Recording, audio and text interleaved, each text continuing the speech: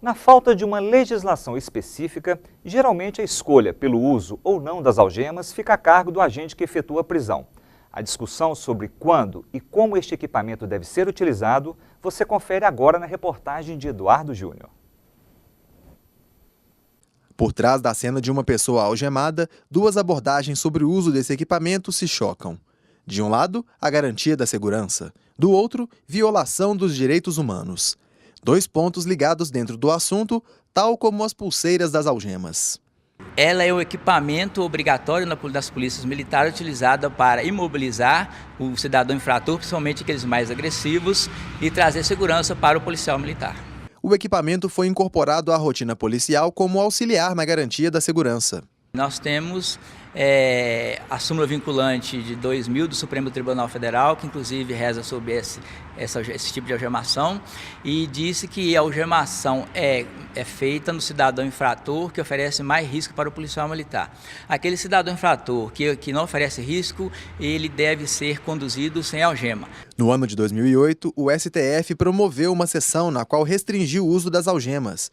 Mas, de acordo com este professor, doutor em Ciências Sociais, em algumas situações a realidade é um pouco diferente. Eu acho que nós temos que fazer distinções. Uma coisa, por exemplo, é um agente público, um policial, que está numa situação de conflito armado, pessoas armadas, muita violência, um sujeito totalmente descontrolado. Isso é uma situação. Em muitos, dezenas, milhares de pequenos crimes e delitos praticados, não há esse contexto. As pessoas elas acabam acatando a autoridade policial, podem ser conduzidas para uma delegacia sem nenhum problema.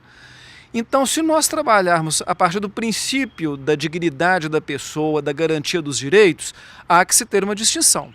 O uso da algema ele deve ser um instrumento somente quando há necessidade. Em todos os demais casos, deve-se priorizar a condição do cidadão, que deve ser dirigido à autoridade policial, numa condição minimamente digna.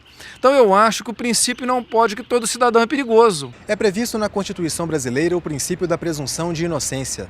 A partir deste princípio, o que se espera das autoridades de segurança pública é a aplicação adequada do uso das algemas. Caso contrário, corre-se o risco de ferir a Constituição e causar danos à imagem do indivíduo. Quando uma pessoa ela é algemada e aparece na televisão, naturalmente as pessoas acham que ela praticou algum crime, que é um criminoso.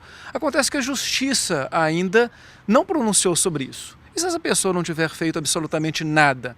Só que se ela aparecer algemada, como é que ela vai justificar isso para os seus familiares, seus amigos, seus alunos, no meu caso como professor? Eu ainda não fui condenado, eventualmente foi constatado que não houve nada disso, que não houve desacato à autoridade. Então é muito fácil, numa sociedade inclusive que é muito vingativa, nós queremos que o outro seja preso, morto, algemado, etc. e tal, mas nós devemos pensar que isso pode acontecer com cada um de nós. De acordo com o professor, o modelo de operação da polícia não é favorável para amenizar a discussão sobre abusos na utilização das algemas. Até mesmo o nosso sistema ele trabalha com peças, por exemplo, que remetem a questões inquisitoriais, inquisição, inquérito. Nós temos um modelo policial que ele opera com a lógica da repressão. A lógica de repressão o tempo todo em relação ao cidadão.